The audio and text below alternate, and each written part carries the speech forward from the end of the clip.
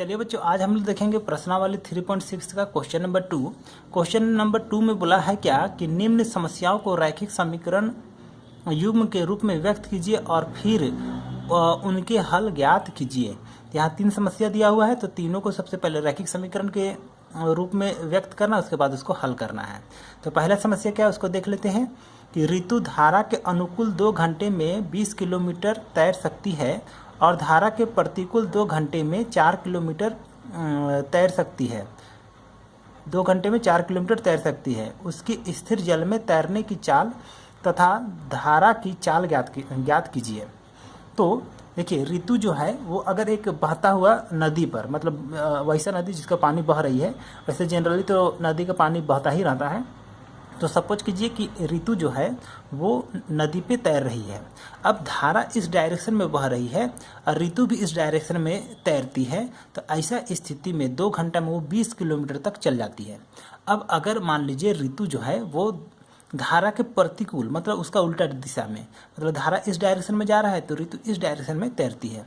तो वैसा स्थिति में 2 घंटा में वो 4 किलोमीटर तैर सकती है। तो हम लोग को बताना है कि स्थिर जल में तैरने की चाल, मतलब ऋतु का उसकी स्थिर जल में तैरने की चाल, मतलब ऋतु को अगर स्थिर जल में तैरने के लिए बोला जाए तो वो कितना स्पीड से तैरेगी। मतलब समझिए कि अगर उसको तालाब में आप तैरने के लिए बोलेंगे तो वो कितना स्पीड से तैरेगी। तथा धारा की चाल ज्ञात कीजिए, मतलब पानी जो है वो कितना स्पीड से बह रही है उसको हम लोग को बताना है। तो इसको समझने के लिए एक दैनिक जीवन वाला भी उदाहरण समझा जा सकता है। वो दैनिक जीवन वाला क्या उदाहरण है उसको चलिए समझते हैं। तो आपने एक्सपीरियंस किया होगा, अनुभव किया होगा कि अगर मान लीजिए हवा इस डायरेक्शन में बह रही हो और आप भी साइकिल को इस डायरेक्शन में चलाइएगा, तो ऐसा स्थिति में आपका साइकिल बहुत स्पीड से भागता है। लेकिन अगर आप हवा इस डायरेक्शन में बह रही हो और आपका साइकिल इस डायरेक्शन में चल रही हो, मतलब आप साइकिल को इस डायरेक्शन में चला रहे हैं, तो ऐसा स्थिति में आपको साइकिल चलाना बहुत ही कठिनाई होती है। तो ऐसा क्यों होती है? तो ऐसा इसलिए होती है क्योंकि जब हवा इस डायरेक्शन में हो और साइकिल का डायरेक्शन भी मतलब आप साइकिल को भी इस डायरेक्शन में चला रहे हैं, तो ऐसा स्थिति में हवा की चाल और आपकी चाल जुड़ जाती है। तो इसलिए साइकिल जो है वो बहुत स्पीड से भागती है। लेकिन इसी के विपरीत अगर मान लीजिए हवा इस डायरेक्शन में बह रही हो, हवा इस डायरेक्शन में बह रही हो और साइकिल आप इस डायरेक्शन में चला रहे हैं, तो ऐसा स्थिति में क्या होगा कि ये जो है हवा की चाल जो है वो आपकी चाल को घटाएगी। ऐसा स्थिति में क्या होगा कि आपका साइकिल बहुत ही कम भागेगा। मतलब अगर अनुकूल एक ही दिशा में जा रहे हैं तो दोनों की चाल जुट जाएगा और विपरीत दिशा में जा रहे हैं तो दोनों का चाल घट जाएगा। इसी थ्योरी पर काम करेगा ये जलधारा भी। तो मतलब अगर जलधारा इधर बह रही है और ऋतु इधर तैर रही है तो दोनों का चाल जुट जाएगा, और जलधारा इधर बह रही है और ऋतु इधर तैर रही है तो ऐसा स्थिति में क्या होगा, दोनों का चाल घटेगा। इसी थ्योरी पर ये बनेगा। तो चलिए अब इसको बनाना शुरू करते हैं। तो बनाने के लिए सबसे पहले आपको क्या करना पड़ेगा, तो लिखना पड़ेगा कि माना कि स्थिर जल में ऋतु की चाल बराबर x किलोमीटर पर घंटा। स्थिर जल मतलब सपोज कीजिए कि तालाब का पानी तो रुका हुआ रहता है ना, तो उसमें ऋतु जो चल रही है तैरेगी, उसका चाल कितना रहेगा, तो x किलोमीटर पर घंटा। जल धारा की चाल, अब मान लीजिए केवल नदी का पानी की केवल बात करें तो वो कितना चल रहा है, तो y किलोमीटर पर घंटा की चाल से वो बह रही है। ठीक है, अब दोनों अब एक ही पे आ गए। कहने का मीनिंग ऋतु जो है वो नदी पे ही आ गई या तो बहता हुआ पानी पे ही आ गई। तो धारा के अनुकूल ऋतु की चाल कितना होगा, तो जैसे कि अभी बताएं हवा और साइकिल वाला में कि हवा इधर बह रही है और आपका साइकिल इधर जा रही है, तो ऐसा स्थिति में दोनों का चाल जुड़ेगा ना।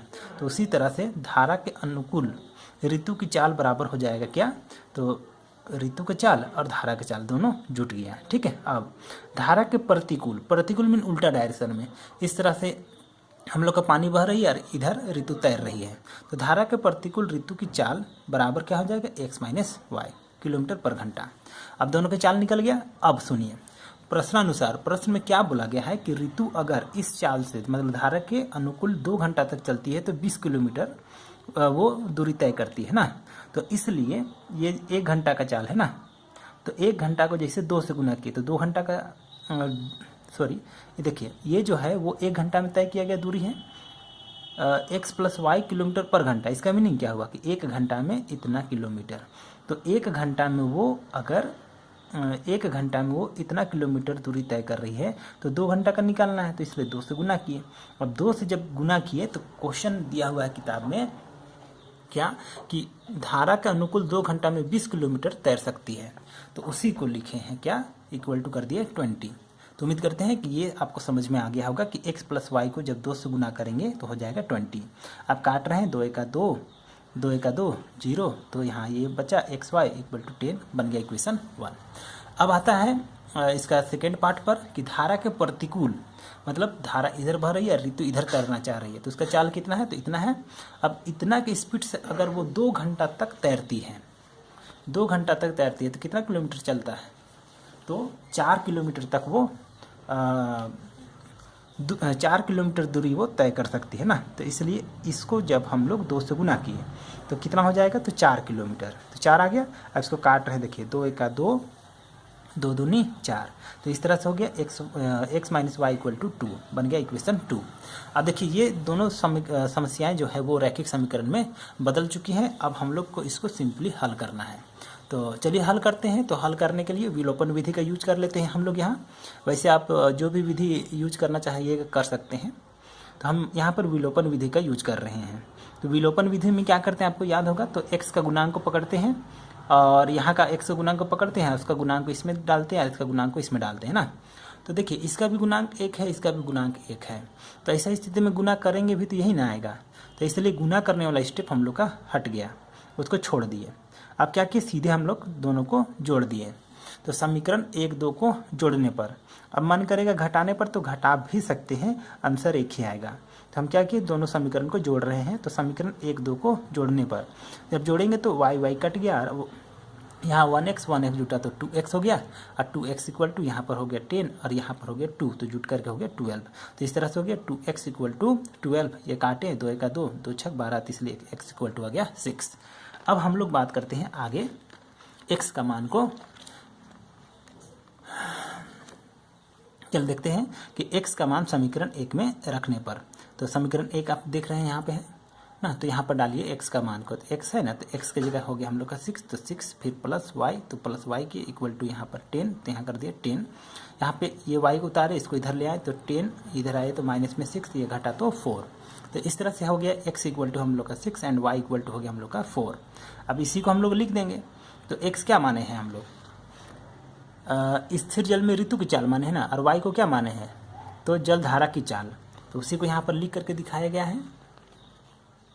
देखिए कि स्थिर जल में ऋतु की चाल बराबर 6 किलोमीटर पर घंटा, और सेकेंड है क्या, देखिए जल धारा की चाल बराबर y है ना, तो y का वैल्यू कितना है 4, तो 4 किलोमीटर पर घंटा। तो इस तरह से हो गया हम लोग का फाइनली आंसर।